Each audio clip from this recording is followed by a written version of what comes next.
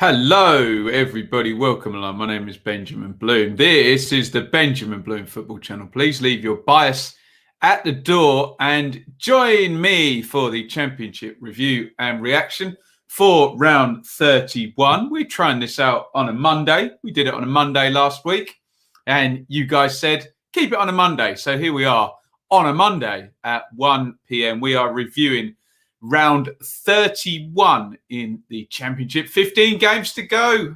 Nearly there, aren't we? Certainly coming up to the business end with 10 games to go. Coming up very soon. Another 2 this week. And we are ticking them off in rapid fashion, aren't we? We're going to go through each of the 12 games that occurred. A full set this weekend. Feels like the first time in a while. I'm probably wrong about that, but we've had plenty of weeks without 12 games in recent times, haven't we? We'll go through from top to bottom. We'll look at every fixture, every game, every team, every goal. So please leave your bias at the door and look at all of those teams with me. Let me know that you can see me and hear me loudly and clearly. Do say hello in the chat.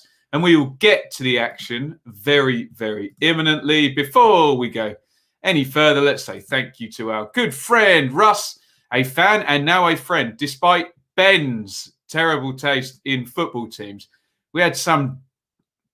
I'll keep my powder dry. We had some silly Norwich fan who got that completely the wrong way round, but did apologise for their ridiculous criticism.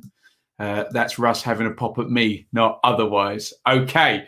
And you can contribute via Super Chat, support the channel at any point during the broadcast. First Super Chat becomes the king of the bin. Get involved over on Patreon. Lots of good stuff over there.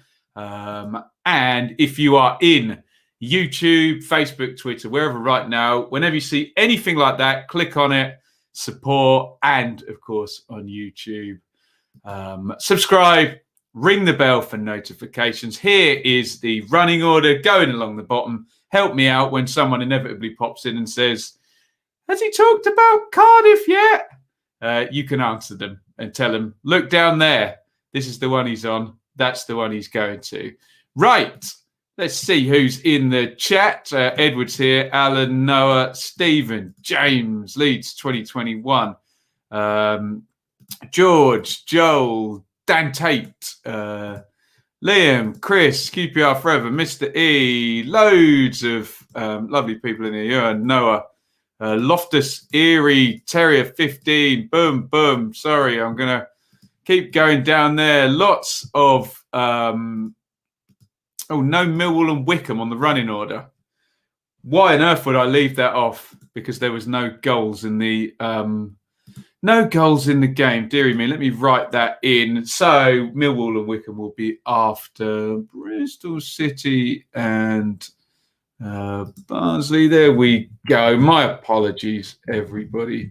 Thank you for pointing that out. The chat is always right.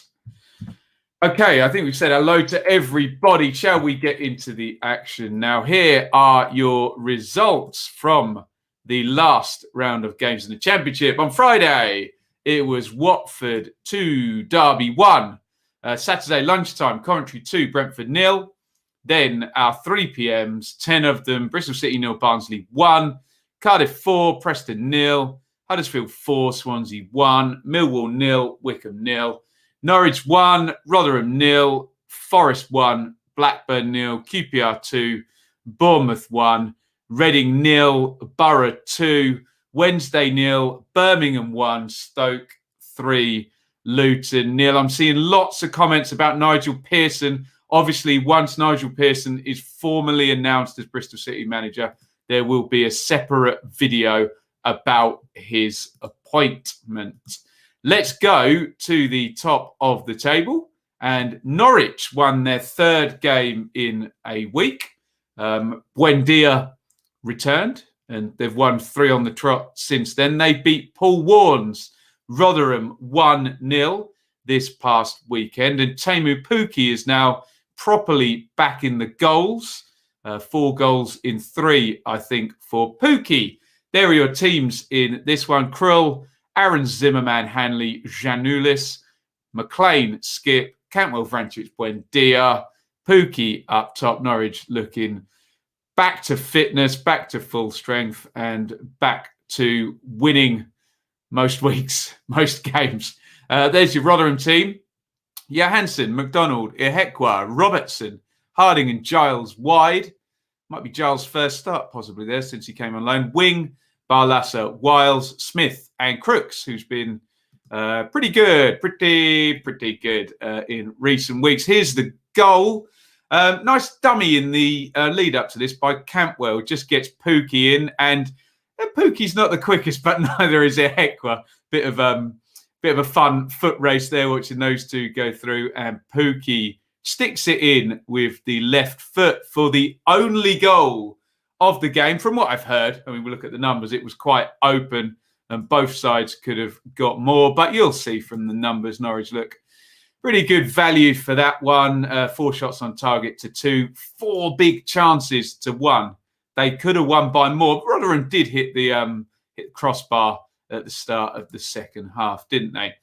There is the top of the table, and we'll keep our powder dry until we talk about Brentford. But you will see, miraculously, in 3 games, 1 week, I know pedants aside who will tell me, oh, well, Saturday to Saturday is actually more than 1 week, Ben. But you know what I'm saying? Within 1 week, Norwich have gone back to 7 points clear. The gap closed up. It's opened right back up now. Norwich, well over 2 points per game now. 62 would be the 2 points per game. They're at 64. We all know, because you watch the channel, that on the 10-year average, 2 points per game will win you the title. So Norwich looking very, very good all over again. In terms of Rotherham, a good run turning into a bad run now. 3 straight defeats for Rotherham. If memory serves, they've got a big game coming up in the week, possibly. Someone will let me know in the chat about that, no doubt. But because of wins, well, not Coventry's win so much, but Birmingham's win puts Rotherham back into the bottom 3. Let's go to the comments. What else have we got here?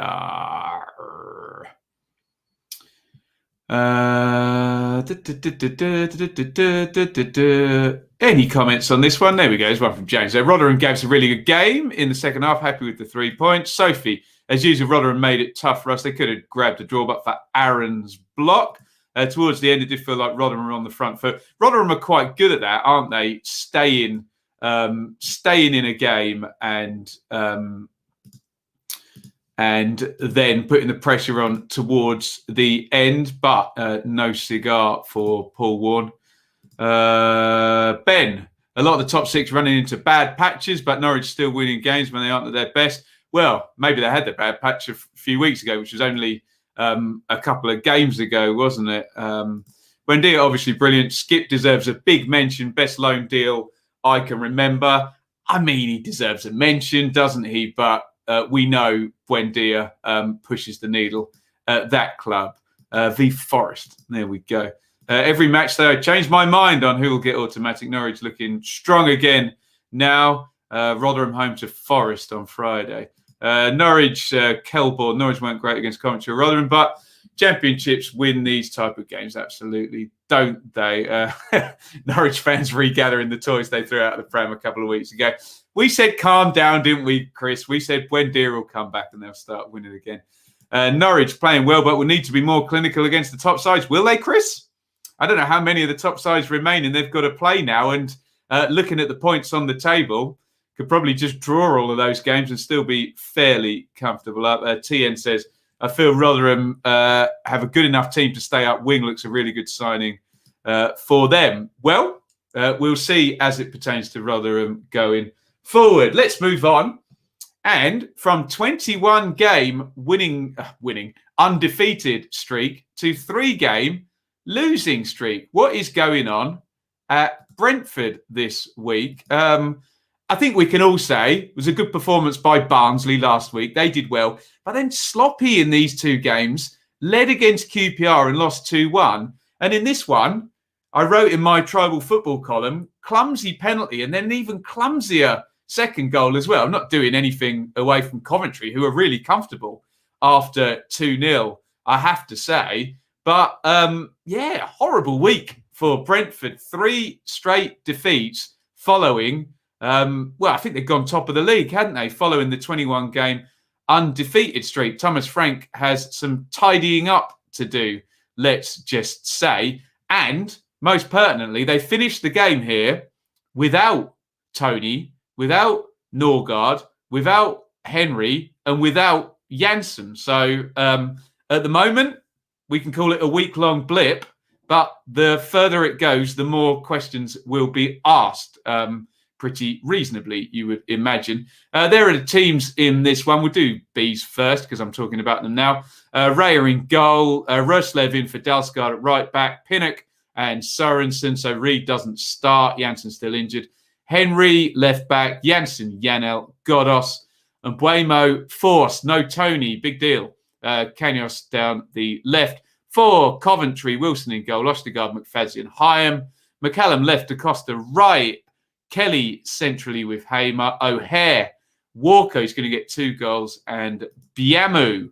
Let's have a look at the goals. And I think it's safe to say Rico Henry did not see Biamu come in here, did he? And tries to boot the ball away and ends up booting Biamu for a penalty, which, spot the ball, I tried to get the freeze frame as accurate as possible. It's going right through and underneath David Raya from Tyler Walker. They're 1-0 and a horrible second goal. I mean, it's a nice spin and finish by Walker, but Coventry, I said no one else plays like Barnsley, but Coventry certainly take a look out of the Barnsley book, stood off at about 25 yards, waited for the trigger was literally the ball just going into midfield. Everybody press and they won it back on the edge of the box, and Walker spins and sticks it in for his second of the match. And you can see here the 2 big chances to 1. Yeah, Brentford had possession, but I watched the second half of this on the Super Stream, and I have no problem in saying Coventry were comfortable for the last half hour. Brentford looked cooked, like they wanted to get out and reset, which is what they're going to need to do. Now, it's not all doom and gloom, though, because of the Swansea score, obviously. So Brentford are still second. So big picture, second with 15 games to go. However, we must point out the elephant in the room, 2 games in hand for Swansea. So arguably their destination is not, or their destiny rather, is not 100% in their hands. It's a long way out. What is my... let me just bring up the mad spreadsheet there. So the 10-year average for automatic promotion is 84 points. It's 83.7 has been third place. So at the moment, we've got 3 teams around 57 at the moment. And it might be higher than that. You don't know. I'm just giving you the average, but let's just call it 85 to round up another point. Brentford are 28 away from that with 15 games to go. So still needs some decent totals to make the 10-year averages. For Coventry, that's good news because they'd slipped under the point per game, which is my staying up standard. And they are now 5 points above the bottom 3. However, there is games in hand for all of the teams below them, bar Birmingham. Let's go to your comments on Brentford and Coventry. Tom, fuming about Brentford's form. Despite Swansea's result, I'm still quite afraid of them due to the games in hand. We'd like to get second based on current form. John's on his lunch, sneaking in here. Callum, our best result and performance of the season. If we could only keep these performances up, finally go 2 up and worked a treat. Swansea next, feeling more confident after their 4-1 loss. Good for you, Callum. Nice to see it. Chris B's got into bad habits towards the end of the unbeaten run. They did go behind in the last 3 games of the unbeaten streak, didn't they? Drop Raya, they might get out of them. Coventry pressed well against Brentford. Didn't look threatening up front. No. Take take the top scorer in the division out of every team's attack, and it will weaken. Don't understand why Sorensen plays ahead of Winston Reid. Must just be fitness and trying to get him acclimatised. Shouldn't it? What do I put Brentford's loss of form down to? I don't know. If I knew, I'd be a highly paid football manager, I guess. Did they get a bit cushy at the end of the streak? I don't know. Obviously, we can say Tony wasn't there, but that was only one game of the 3, wasn't it? Just a little bit sloppy. Every team has a bad patch. Yeah, exactly. Just depends on how long it goes on for and how you respond to it. Commentary at times has 6 players in Brentford's half. It's probably about 3 less than Barnsley, isn't it? But well deserved. Very, very well deserved. Brentford surprising run. They must turn it around against Wednesday. You've got 2 home games coming up. Brentford, haven't they? By no means saying they're a one-man team, but keep Tony quiet. I don't know about that. Obviously, they missed him, but I don't think the issues were number 9 at the weekend, was it? They weren't getting anywhere near up the pitch to even get into the sort of narrow wide positions, did they? Charlie says we look dreadful. To be fair, haven't played well in those 3 games. All players look bad except Yanel, Rico, and Dalsgaard. Dalsgaard wasn't there. Right. We'll learn more about Brentford in the week, won't we? 2 home games coming up. Okay, let's move on. Watford 2, Derby 1. 3 wins this week for Watford as well. Watford we did on the watch-along on Friday night. They still have the air of a team that could go through another couple of gears, don't they? But they're winning, and the new system seems to be working, doesn't it? The 4-3-3, there it is. Backman in goal. Firmino, Ekong, Cathcart, Messina. Cleverly Hughes against his old club. Chalobah, midfield. Sarr, Sema, wide. Pedro up top. For Derby, a Bielik-less Derby. Marshall in goal. Burn, Wisdom. Edmondson, first time I've seen him. Buchanan. Roberts, Waghorn, wide. They may not be the best defensive players, those 2 wide guys, to play in an orthodox 4-4-2, but I'm sure Wayne Rooney will know that better than me. Bird and Shinnie is central midfield. Kazim Richards, Jason Knight. Did he play up front? I don't really think he did. I think he was sort of trying to get up to support from a number 8, number 10 type position. Let's have a look at how the goals went in. And Ismail Assar, when he chooses to turn it on, just ridiculous amount of pace over a short distance to go past Buchanan. And he squares it to João Pedro. João Pedro gets lucky. It's like kicked against his heel. And he's literally facing the other way when the ball goes in. He doesn't even know he's scored. But that little bit of quality by Sarr in the build-up is probably what led to the goal. And just poor from Derby here. They couldn't clear their lines from the corner. Who was it? I think it's Roberts in the tackle in the 50-50 kind of doesn't win the ball. And then Hughes has come over from taking the corner, sticks it in with his left foot. There was a goal disallowed for Derby from set play that probably should not have been disallowed. But hey, it was disallowed. So we go in 2-0 at halftime. Derby get 1 back in the second half, crossed in from the right. I think Burn and Ekong pops it in for an own goal. But did Derby really push for 2-2 other than set plays and crosses? Probably not. Were Watford magnificent and swept all before them? Probably not. Was it a fair result? I guess, although Derby fans, I'm sure, will highlight the goal that was probably wrongly disallowed. So Watford win a tight game and 3 wins on the bounce. I don't need to highlight Watford's exemplary, brilliant home record, best in the league in terms of points accumulated at home. And it was a really good weekend for Watford. Only the Norwich wins the blot on the copybook for Watford there, because they took 3 points out of literally everybody else in the top 6, because Brentford, Swansea, Reading, Bournemouth all defeated. So you would be very happy if you're a Watford fan. 9 points taken out of Brentford in the last 3 games. Do they look magnificent and firing on all cylinders? No, but they're still winning, and they're only off second place on goal difference. So is your glass half empty or half full, Watford supporters? Derby, I mean, they're good. They've been in form since McLaren returned. They're managing not having Bielik now. I don't know what Rooney's going to come up with, to be honest, whether he's actually going to go 2 up top. Did look better when Gregory came on, I have to say.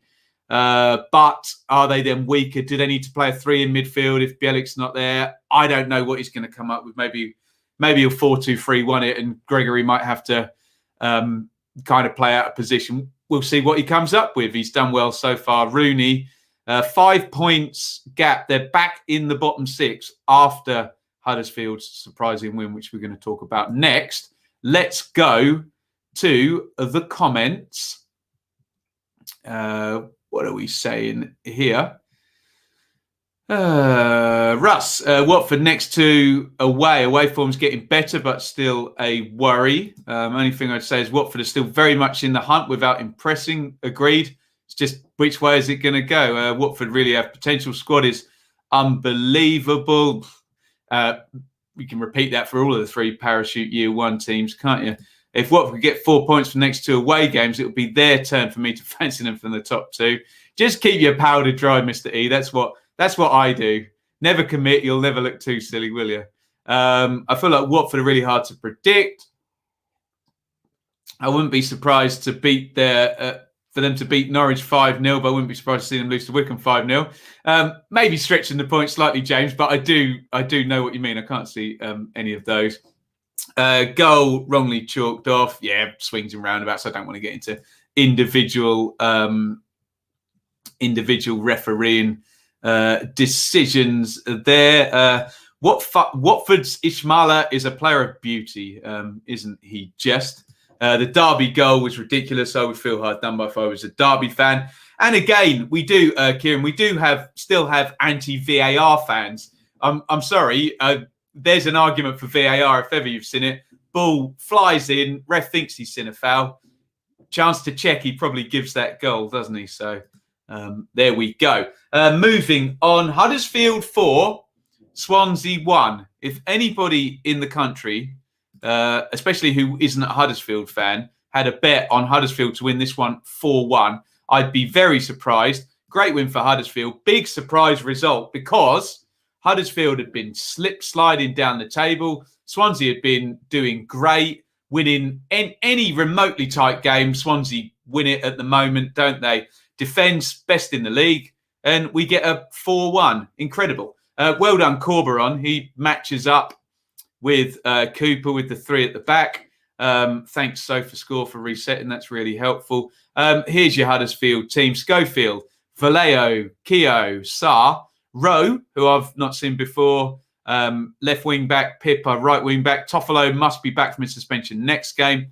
O'Brien, who had been played at left back in the back 4 in the last game, moves back into midfield with Hogg and Bakuna. Campbell up top with Dwayne Holmes supporting. And didn't that work a treat, hey? My player of the week in my tribal football column tomorrow, Dwayne Holmes. Woodman in goal for Swansea. Norton, Bennett, Guay, Grimes, Fulton, Hurahan, Central, Bidwell and Roberts. Wide, Ayew and Lowe up top. Let's have a look at the goals. A nice angled shot in there from Campbell. It was a bit of a mess beforehand. Cut back to him and puts it right in off the post. And you can see Woodman is just looking around. Is it Guay? He's just looking around him. And that's probably enough for him not to be able to reach that into the corner. Nice finish by Campbell. Good accuracy there. What a great free kick this is by Conor Hurahan. You can see Schofield has positioned the wall for this type of free kick and then stood to the side of it. And Hurahan, crafty devil, catches him right out and puts it in on the near post with Bidwell and Guay and Ayew in there, making false runs into the box. And Hurahan sticks it into the back of the net.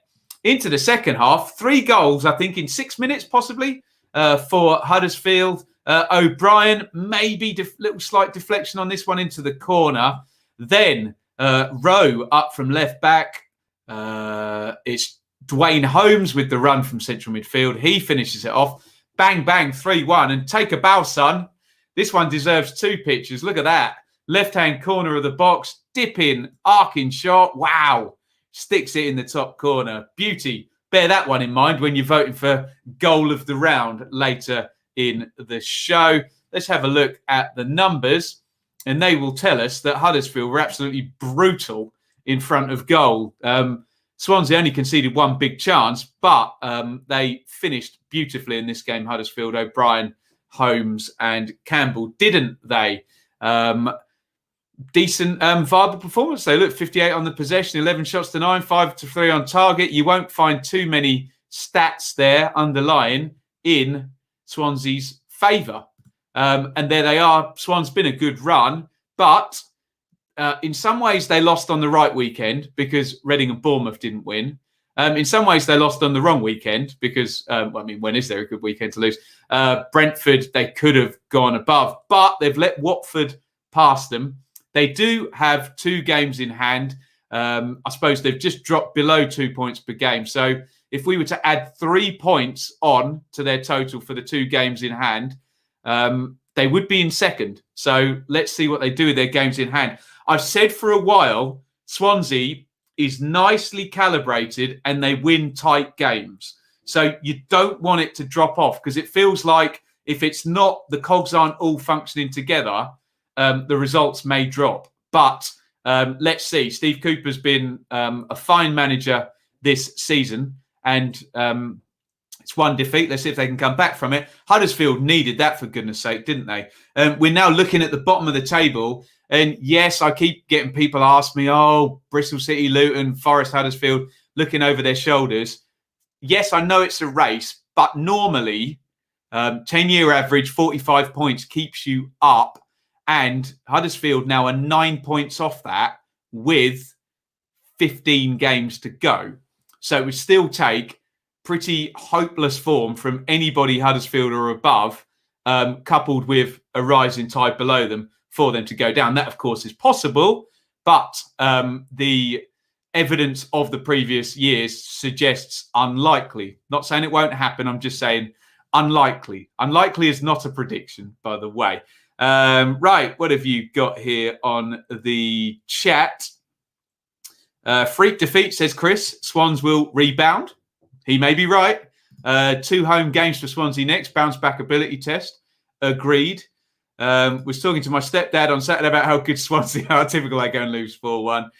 Joe, 1 in the top corner from outside the box, 1 deflected, 1 nice finish, 3 goals in 6 minutes. It can happen. It can happen, can't it? Rowe played very well. I'm not sure Toffolo will start over. What? Tell me about him, Terrier 15. What is he? Is he a wing back? Definitely anti-VAR. Would take a dodgy ref decision in real time over slim VAR every time. Okay. As I will say, you have no right to complain about refs, Sophie, when it does go against you. If that's the case, I am. I think once they've sorted VAR, then I am pro VAR. But yes, I understand at the moment it's a bit in kind of purgatory, isn't it? But plenty of people agree with you, Sophie, for sure. As a Swansea fan, we didn't look at the races. We got everything wrong. Devastated about the Morris injuries. 4th goal was incredible. Thank you for holding your hands up on that one. Freak result, Huddersfield 3-7. Previously let 3 in 450 minutes. Disappointed, just a blip. Fingers crossed for you, Swans fans. That's the case. Huddersfield become the first team to double Swansea.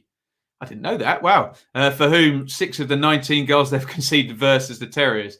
They'll be pleased to see the back of them, assuming Huddersfield don't go on the maddest run in history and play them in the playoffs. Swansea, very solid, well organised, had an off day. Despite the points and games in hand, I still think it's going to go down to the wire for second. Just please, and I'm a big Swansea fan, just please look at the XG. I know a lot of people, give the old flat earther treatment to XG. Swansea's XG is tight. They're finely tuned. That's all I will say. Thanks, Owen. 10 Aussie dollar super chat. You're the king of the bin. Swans still best defence in the league. Should bounce back. Let's see. We're expecting a bounce from Brentford and Swansea going forward. Unlikely is not a prediction. I've been doing this too long, Alan. If I feel something strongly, I'll say it. But I'll repeat what I said. A team who needs 9 points to get to 45 with 15 to go are unlikely to go down unless we see something very, very odd. Call me a politician, call me sitting on the fence, what you like. It's unlikely. I'm happy with that word. Right. Let's move on as I distance myself from rumours of my politicians' behaviour. We were looking forward to the roadmap to recovery tonight. And anyway, don't talk about that in the chat. Let's stick to the football here. Right, Reading 0, Middlesbrough 2, and it's 3 defeats in 4 for Reading. And my postulations a week or two ago, is the top 5 all locked up? You know, could that gap close up? Well, Cardiff and Borough have done a very good job of closing that gap up this past week. And what's the best way to close a gap up on a direct rival? Beat them 1-on-1 in a game. And that's what Borough managed to do here. Reading 0, Borough 2. Raphael in goal for Reading. Yidam, Morrison, McIntyre, Richards. Moore is on the bench. Rinamota, Laurent.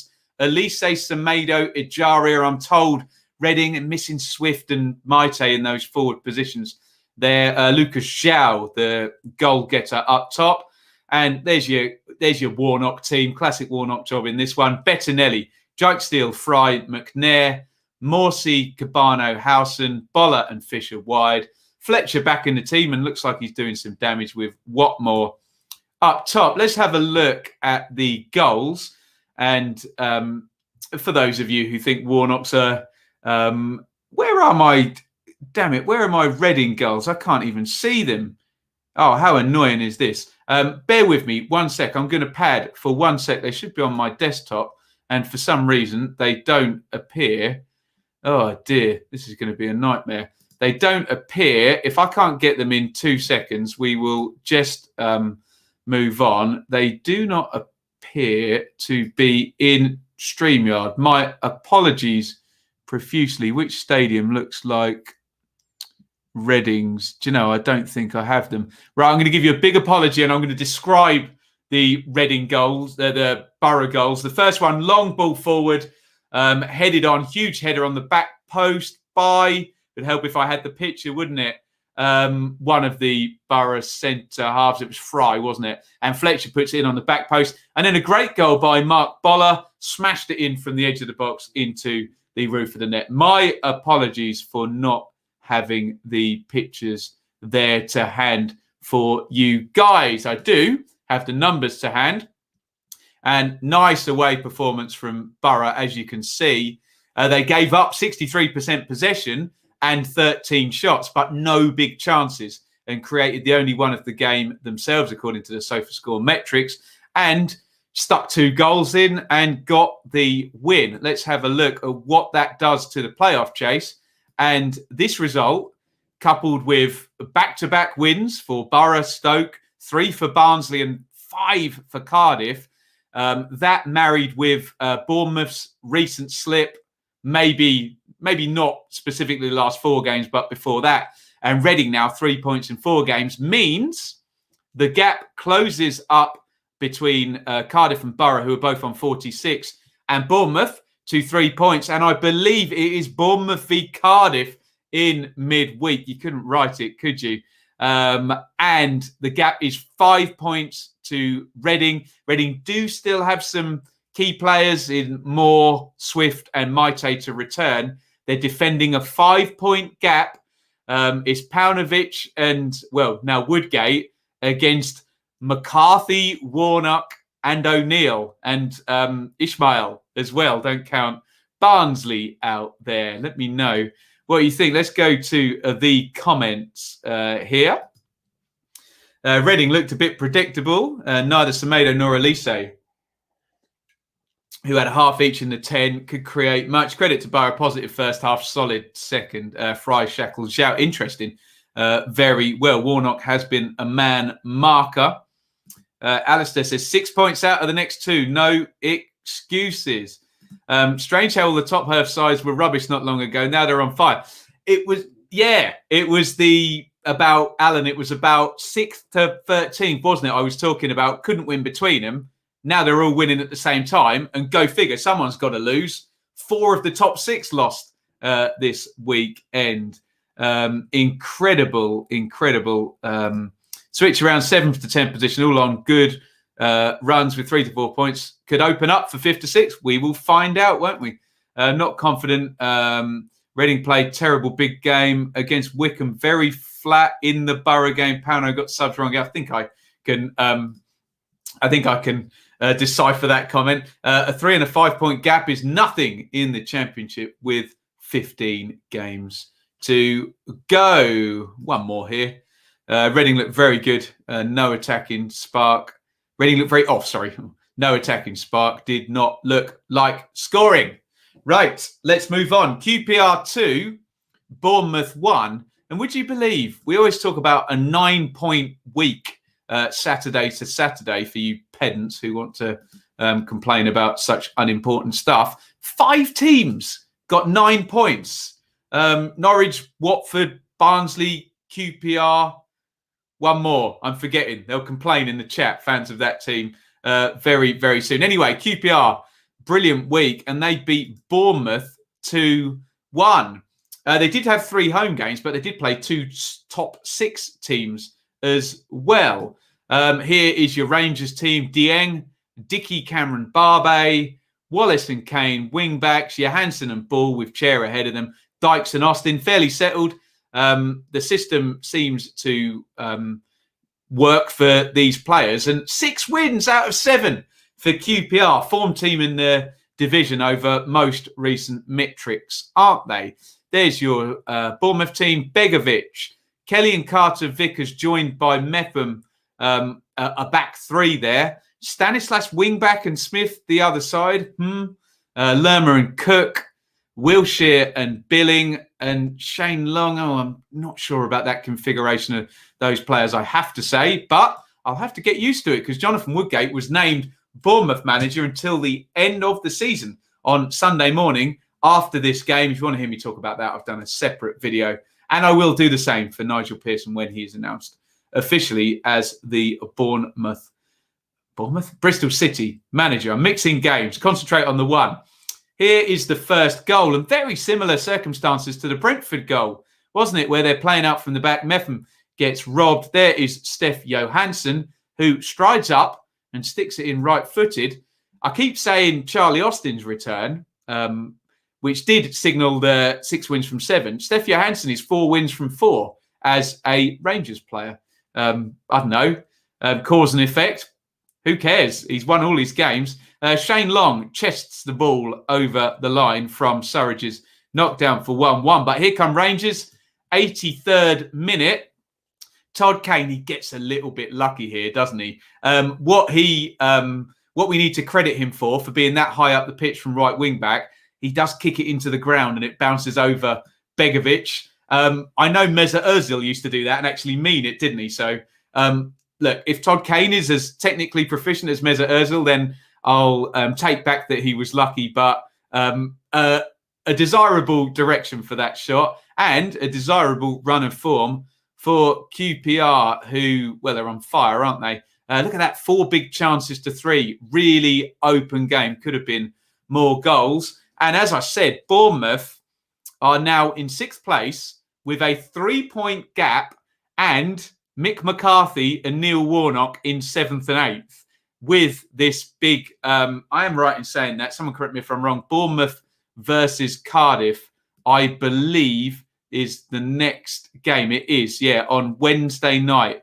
Bournemouth versus Cardiff. It could be plus 15, plus 13. Yeah, all change for a Cardiff win. Yeah, add 1 goal on, and that minuses 1 off the other on goals scored. Yeah, Cardiff will go above Bournemouth unless something crazy happens. No, Borough aren't going to score 10 goals in their game, are they? So it could be all change. And McCarthy will fancy his chances against Woodgate, the whippersnapper. Oh, I like that, Simon. Speaking of roadmaps to recovery, I'll give you QPR. That's tremendous. Credit to Warbs for the change in formation along with the individual improved performances. Brilliant stuff there. QPR looking unstoppable, says Jake. Our next 5 are against some of the worst teams in the league. Playoff job. Jake, just get away from the bottom 6 first. Don't worry about the playoffs. Would someone please explain how on earth Woodgate got the job? I mean the Bournemouth wanted to foul. I've tried to do that in my video. I've tried to play both sides. Would be surprised if QPR challenged the playoffs. Yeah, don't worry about that, Alex. Let's just get them in the top half first. It would be a run of epic proportions. Put it that way. Who was it? Crystal Palace and Iain Dowie. Do you remember that? 2004 was it?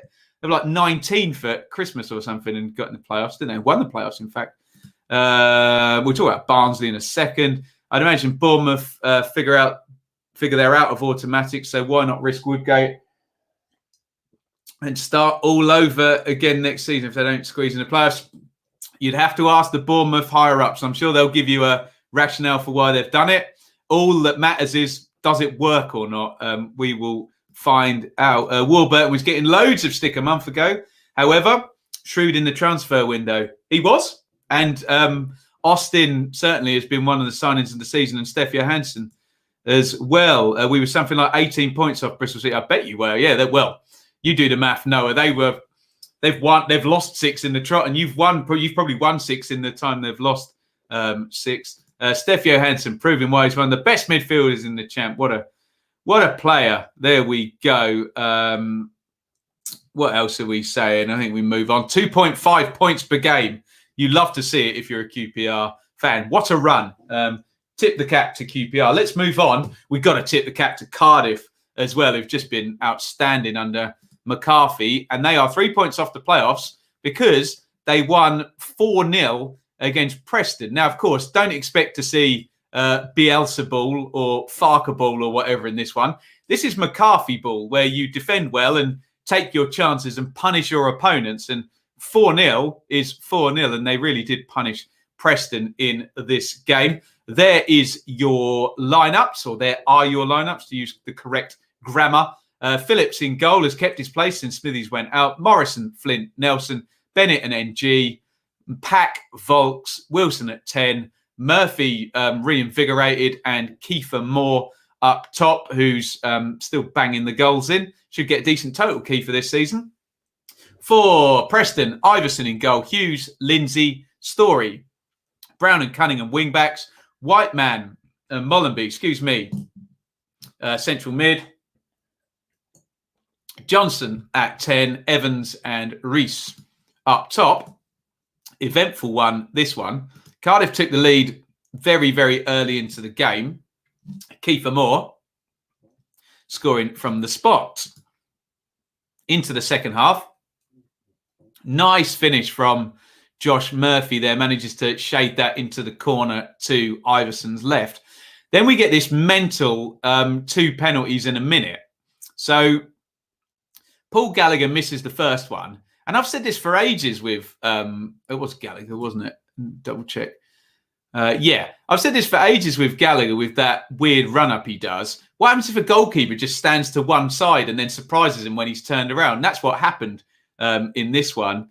But straight from the rebound, I think Flint takes him down again, and it's another penalty straight away, which Evans then misses to the other side. Incredible. 2 penalties missed by Preston. Not even a retake, just 2 separate penalties. And then here we come again. That is Marlon Pack. But the build up to that was Iverson smashing the ball against Lindsay and it flying up in the air. And then Lindsay with a pretty rank back pass. And you can see there is Mark Harris sticking it in for 4-0. And Mick punishes Alex Neil in this one. There are the numbers. You can see 36% possession and a 4-0 win. Classic McCarthy. Obviously, 2 of the big chances were penalty kicks. But look at that. 4 big chances to 2 in Preston's favour. And they lose 4-0. Efficiency from Mr. McCarthy as ever. And look at that run. That's 5 5 straight wins, 2 draws before that. So Mick has got 17 points in 7 games. They're on fire. They'll still need to put probably 2 points per game on the board for the next handful of games as well to get in and stay into the playoffs, if indeed that's going to happen. However, Wednesday, Cardiff versus Bournemouth, they know if they win that game by whatever margin, that they go above Bournemouth. So in the words of Brian Moore, it's up for grabs. Now, Preston, 4 defeats in 5, and they move below QPR now into 14th. And a little gap opening up there between 12th and 11th for 3 points, and 12th and 10th, 6-point gap now. So those teams there, Blackburn, QPR, Preston, Bristol City, etc., around the 40-point mark, have got a little gap to overcome, haven't they? If there was ever a perfect fit for Big Mick, it's more up top. Absolutely. Funny how McCarthy sold more to Barnsley and said he's not good enough for the Championship. I'd have to see that quote, Phil. If he said he's not ready for the Championship, then that's not a mistake. He may have not been ready in 2016, 17 or 17, 18, and he may be ready now. So it may not have been a mistake. It may have been the right thing to do at the time. Mick has completely changed the mentality of the team. The players love playing for McCarthy. We've said this repeatedly. Cardiff recent form surprised me. Thought they were out of the playoff hunt. Well, there you go. What else have we got here? Glad we played Cardiff twice before McCarthy arrives. Indeed.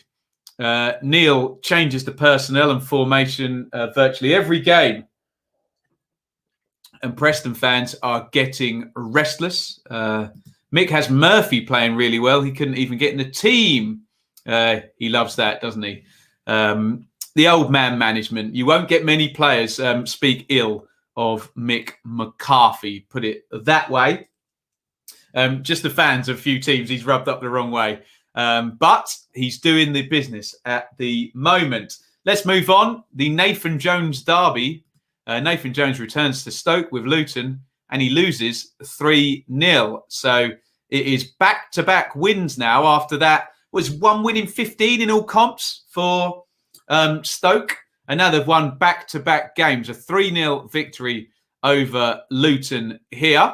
There are your teams. Gunn in goal for Stoke. Smith, Suter, Bart, Norrington, Davis. Thompson and Allen double pivot. Brown, Timon quite far forward there. Powell at 10 and Fletcher at 9. Sluga in goal for Luton. Bree, Craney, Bradley, Potts. And Panzu, Ray, Dewsbury Hall, Cornick, Collins and Clark. 2 goals for Nick Powell in this one. I do maintain as an attacking midfielder arriving in the box, that John Walk, that Frank Lampard trick. Powell is probably the man in the Championship, isn't he, for arriving onto crosses and chances and finishing them off. Although I think I could have scored that one, maybe not with my left foot. But Fletcher takes it off his man around the... Oh, no, that's the last goal. Sorry. Fletcher gets in behind and around Sluga, he plays it, and Powell taps it in. This is a great goal, actually, by Powell. He just powers in. That's what I'm talking about, arriving late and powers the header in. I think it's Craney with the dodgy back pass on this one. And Klukas in behind. He squares it for Fletcher. And it's 3-0 to Stoke. Can you do it on a cold Saturday in Stoke? Luton could not. And looks like they were well beaten. Look, 8 shots on target to 1. 5 big chances to 0. Ouch. Sounds like a good game for Stoke, this one. And as I said, back-to-back victories for the Potters. And they're still in the playoff hunt, aren't they? 4 points off with 15 games to go. Back-to-back victories. Only 8 defeats. So, you know, can they put together a run equally as good as their recent run was bad? Because that's what they need to do over these next 15 games to get in there. I think the race is going to hot up now. We'll see if teams take points off each other. Luton, well, they're 16th. They've got 16 games to play. They're 8 points above relegation. And if my rule of thumb is in any way helpful, 45 points over the last 10 years is the average you would have needed to survive. 8 points from 16 games, they'd have to be pretty epically bad not to make that. It'd have to be a run that Birmingham have just, for example, gone on. So let's have a look at your comments here. Stoke play Barnsley away Wednesday. Love it. A playoff challenge here. Nick says, we were shocking, Ben. Nothing going forward should become an issue. Hopeless defensively. Oh dear. Need something from the Millwall game. John says, I still think Liverpool will be in a relegation scrap. Had to laugh in this game as he said Jones must really hate Stoke's ground. Yes, indeed. If Luton don't score first in a game, they struggle. I have to look at that. You may well be right. The shaggy dog with his championship... Shaggy dog, Liam. Okay. There's a backhanded compliment. I'll take it. I will take it indeed. Anything else in here? I think we're all good here. Yeah, there we go. Right. I'm in Stoke tomorrow for work. Might have a nosy at the ground. Nice. Let's move on. We have... How many do we have to go? 4 to go. Bristol City 0. Barnsley 1. A third win in a week. I will talk about Nigel Pearson in a separate video. I won't look at my phone because I can't do anything about it, even if it has been announced. If it's been announced in the past 52 minutes, then that will be exactly the next thing I do. But if you want me to talk about Nigel Pearson, you'll see that in another video. We can talk about Barnsley, though, and their 3-game streak this week. Very good week for Barnsley. Great win away at Brentford. Really good performance. Beat Blackburn at home. And then a 1-0 here over Bristol City. And the last rites for Dean Holden, who was obviously fired straight. No, he wasn't. He was fired after the midweek game, wasn't he? So it was Downey and Paul Simpson in charge. Forgive me. A lot of games, a lot of moving parts here. There's your Bristol City team. Bentley in goal. Mariappa, Callis and Moore. Bit worrying at this point of the season that actually back 3. Hunt, Sessignon left back. Interesting. Palmer, Lansbury, Viner, Semenyu and Jeju up top. For Bristol, Barnsley. Come on, Ben, sort your life out. Collins in goal. Solbauer, Hellick and Anderson, 3 centre-halves. Excellent wing-backs there. Styles and Britton. I suppose we can join Barnsley with Swansea. Styles and Britton with Robertson, Bidwell. Both teams have excellent full-backs, don't they? Mowat and Palmer in central midfield. Woodrow, DK and Chaplin are the front 3, who will no doubt have pressed the living daylights out of Bristol City. In this one, here's the goal. I think he scored in all three games, hasn't he, this week? Carlton Morris. Bit of a mess, but hey, you'll take them however they come. Everyone's falling over each other. Morris just gets the ball 2 yards in front of goal, sticks it into the back of the net. And, I mean, look at those stats. It's just Bristol City need a kick up the backside. Maybe Nigel Pearson. 1 shot in the game. It was on target at least. No corners, no big chances. What is going on? Horrible stuff from Bristol City. And what is it? 6 straight defeats? Something like that. Check me in the comments. 15 shots to 1, 2 big chances to 0. More of the possession. It's a viable win again for Barnsley, who tuck in 10th position. There is traffic ahead of them in terms of Stoke and Borough and Cardiff, but they're only 4 points off the playoffs. A game in hand as well. I think someone had mentioned in the comments that they play Stoke coming up. Big rise for Barnsley, meteoric. League One recently escaped relegation on the last day of last season. So big picture, anything in the middle of the table is decent, but sometimes in life you have to take their chances when they are presented to you. And perhaps if they can extend out a couple of the runs they've had this season. Really, the only bad run Barnsley had was those 3 straight defeats, which was against Swansea, Norwich and Watford, wasn't it? And then a couple of draws after that. Since Ishmael's been there, I think we had them as 5th in the league since Ishmael had turned up in one of the stats I pulled up. So who knows? 45. Let me consult my 10-year spreadsheet, which you're going to grow to love to hate. The 10-year average to get into the playoffs is lower than you would imagine.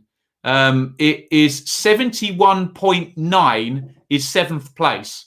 So 72 on average over 10 years gets you in the playoffs. Maybe it'll be higher than that this season. Can Barnsley get 72? They're 27 off it with 16 games to go. Play well for the rest of the season? They might.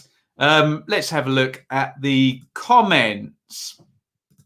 Can't see there being a shortage of offers for Mowat in the next window.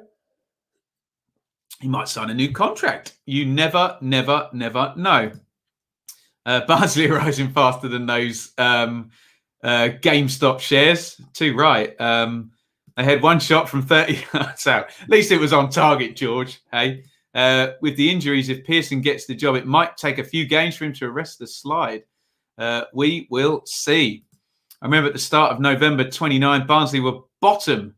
Now they're 10th, 4 off the playoffs with a game in hand. Well, thank Gerhard Struber first, and then Valerian Ishmael. Terrific run of performances by Mowat. Yeah, his salary's going up, whatever happens next season. Stop getting Bond wrong, John. You didn't. I'm just quoting Alan Partridge, obviously. Barnsley churn in Ben's year of the churn. Bristol City defended in numbers. It looked like a 0-0. Eventually caved under the pressure. Everyone caves under the pressure of the Barnsley swarm, let's call it. DK has been a really good signing up front, was what we were lacking. Well, Josh, tomorrow you can check out my tribalfootball.com column and you'll see my loanee of the week is Daryl DK. New owners definitely have a plan that's working. Probably get some unnecessary stick from our fans, says James. Yeah, I think both things are true there, James, aren't they? The stick is just for always selling. But as I always say in the Championship, as long as you recruit well, selling is not always a bad thing. And everybody that goes up always sells a key player, other than Huddersfield in 16-17 or what it is. Pearson will do well at Bristol City. We will find out. Barnsley only had 4 points from 7 games. Only had 1. Yeah, totally agree, Sham. So let's see. Yeah, if we get the Barnsley that have been in playoff form for most of the rest of the season, they may get close. Will they pay for the slow start? I wonder. Yes, I think Pearson. Joey Barton has been appointed Bristol Rovers manager. Has this gone through yet? Have we got official anything from Bristol City? Anyone check the Bristol City Twitter? Because sometimes they wait until got to all the press photos and all of that nonsense and stuff. What are we going on next? Wickham and Millwall, which I have no pictures for because it was 0-0, 0-0, as my friend used to say at five-a-side. Millwall 0, Wickham 0. Millwall's decent run continues, but as in they didn't lose and they kept a clean sheet. But they're at home to bottom team Wickham. Could they expect more? Possibly. There are your teams there. Białkowski in goal. Evans, Pearce, Hutchison, Romeo and Malone, Thompson, Woods, Wallace, Bennett and Smith up top for Wickham. Stockdale, you can still find him. Grimmer and Abita fullback. Stuart Tafazoli, Knight in front. Wheeler, Mehmeti, Horgan on your Dimmer, the Fred on your Dimmer Derby, and Ikpezu up top. I've got no pictures, so we'll look at the numbers which tell us that Millwall had 13 shots and no big chances. So sounds like a game played maybe not in the most flowing way. One big chance for Wickham. Let me know if you watch the game. We'll react to the table, however. So Millwall's run of 3 straight wins, that comes to an end. But, I mean, big picture, if you just take the points per game, then it's good. But obviously you're at home against the bottom team. So that obviously adds context, doesn't it? Wycombe, 4 points in the last 3. That's fine. Keep that up and they'll be trending upwards, but still 11 points off safety with 16 games to go. We can have a discussion if they start to get a bit closer, but at the moment, well off, aren't they? Phil says, after 3 wins in a row, normal service was resumed. Injuries starting to take their tolls. Rowett got the team selection wrong. Wycombe's first away clean sheet, was it, Chris? Oh, thank you, John. Yeah, I won't go until an official announcement on Nigel Pearson. Nottingham Forest 1, Blackburn 0. Blackburn experiencing their 4th consecutive defeat. Lots of my Ipswich supporting colleagues would quite like Tony Mowbray to come under lots of pressure to coincide with possibly him being available when Paul Lambert leaves. But I tweeted out today, actually, one of the longest serving Championship managers now, Tony Mowbray. But is he underachieving? A little bit, possibly. Into the bottom half now and 4 straight defeats. Forest, as we said with Chris Hughton, they will churn out a decent points per game. They will be hard to play against. And in games where they're playing against bottom half teams, they will pick up a fair amount of points. And over time, he will move them up the table. That is what's happening. It's only that last bit we've got to check out, and we'll see if that happens next season, obviously. But Forest in good form for sure. Samba in a goal. Christie, Figueiredo, Worrell, Ribeiro, Garner and Cafu, Knockout, Kravinovic, Mighton in for Lolly, and Murray in for Graben. For Blackburn, Kaminski, Bell and Nyambe, Harwood, Bellis and Branthwaite. So an entire young lone centre-half partnership there. Ideal or not? Maybe not both. I know Leeds went up with Ben White, but hey, that was Ben White. Travis and Davenport. Now, Davenport's starting. He's definitely throwing stuff at the wall here, Mowbray, isn't he? Brereton, Elliott, Gallagher, Armstrong, the captain, and the number 9. He's going to miss a penalty in this game, though. Here is the goal scored by Alex Mighton. That pretty much takes a deflection from the moment it leaves his foot, you can see there, and enough to fool Kaminski. I guess he just gets caught out by the flight and the quick deflection. And I don't have a picture, but as I mentioned, Samba saves the penalty from Armstrong later in the game, 73rd minute. In fact, get your comments in on this one. There is the league table, and you can see 13 defeats for Rovers, same amount as Coventry and the same amount as Forest. So Rovers still in the top half, but 3 points off Millwall, 4 straight defeats. And, you know, talking about in recent weeks, the drop off by teams who are in 5th position to 13th, 14th. Blackburn guilty as charged.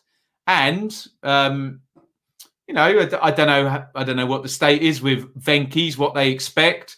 They've given him Harvey Elliott on loan. Adam Armstrong's there. I'm sure there'll be bids for him in the summer. I don't know what their expectations are and whether Mowbray is meeting them at 12th place. I'm a huge fan of him as a player, but I just wonder whether people will start to get not even cross. People get bored though, don't they, with the same manager for a long time? They want to change, not always for the best, but you don't blame football fans for just wanting the best for their club.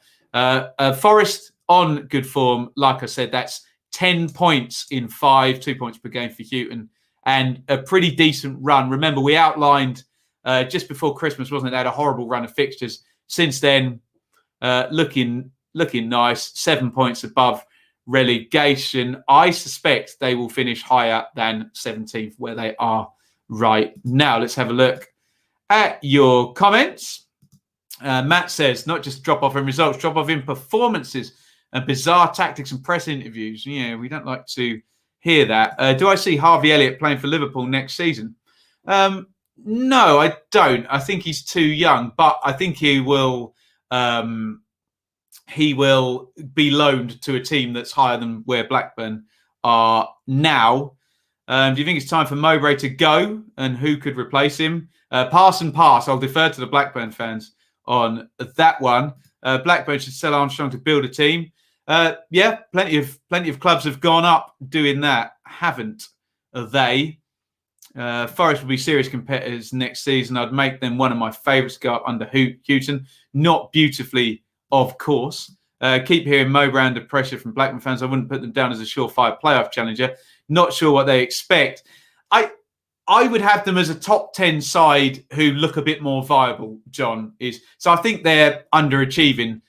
By how much, I'm not entirely certain. You'd have to ask Blackburn fan. We've got Matt in the chat who'd probably give you a better answer than me. Am I going through newly promoted teams?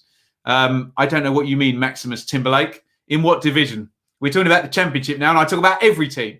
If you want to hear me talk about promoted teams from the Championship, the Dearly Departed show launched earlier. Finally, in probably the biggest game of the day, and sorry, we're getting to it 1 hour and 7 minutes into the stream, Sheffield Wednesday 0, Birmingham 1. And this bottom of the table 6-pointer featured a red card and a single goal by Scott Hogan, a brother. And it's a bad result for Neil Thompson and Sheffield Wednesday. They've been so good at home Wednesday, but they're going under in this one with 10 men. Liam Shaw sent off for the second time in his short career for 2 yellows. There is your Wednesday team.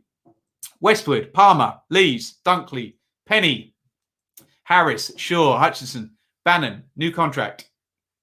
Windass and Patterson up top. For Blues, Etheridge, Colin, Dean, Clark-Salter, Pedersen, Sunjic, Harper, Gardner, Bella and Sanchez wide, and Hogan, the scorer brother, up top.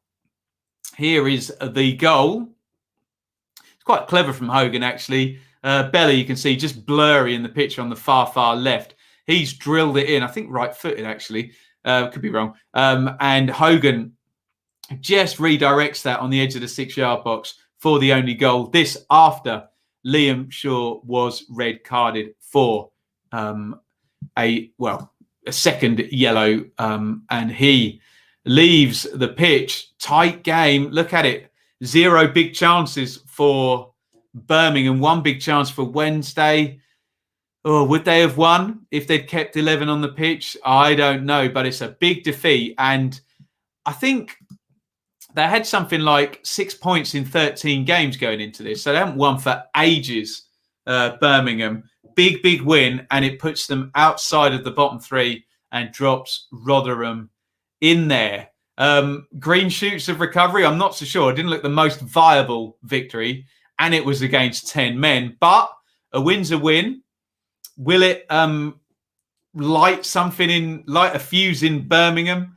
I don't know, but bad news for Sheffield Wednesday, who just can't shake that 6-point deduction and that bottom 3. They would be level with Derby and Coventry on 34 points. But ifs, buts, what ifs, maybes. And Nat says Shaw's head is with Celtic. He wants that manoeuvre. Both sides nervy in the first 20, says John. We did deserve it, as though we were the better side. Hogan looked sharp again. Send off was a bit harsh, as the first yellow was never allowed. I haven't seen the first yellow, so I'll bow to your superior knowledge. Shaw signs a pre-contract with Celtic and is rested, comes back and is sent off, and probably deciding the outcome of a crucial game. Interesting. We had a few pre-contracts. Bright Samuels ended the way I thought it was. A Bournemouth player who's signed a pre-contract, Otterborth, but then he went on loan to Wickham. So, Jay, I'm delighted by the Birmingham result. We have to build on it going forward. Without the sending off, would have been a draw. It wasn't a great performance again. Jack says, from what I heard, both teams had good chances. Tight game. John says, sending off didn't affect the game for me. Wednesday, the most direct side I have seen. Right. have a think about your goal of the week. Now, because we're on Mondays now, I can poll everybody on a Sunday. So you can basically tell me whether you agree with the poll or not, which you will now see on the split screen, if I indeed press the button. There we go. There is my championship goal of the week poll.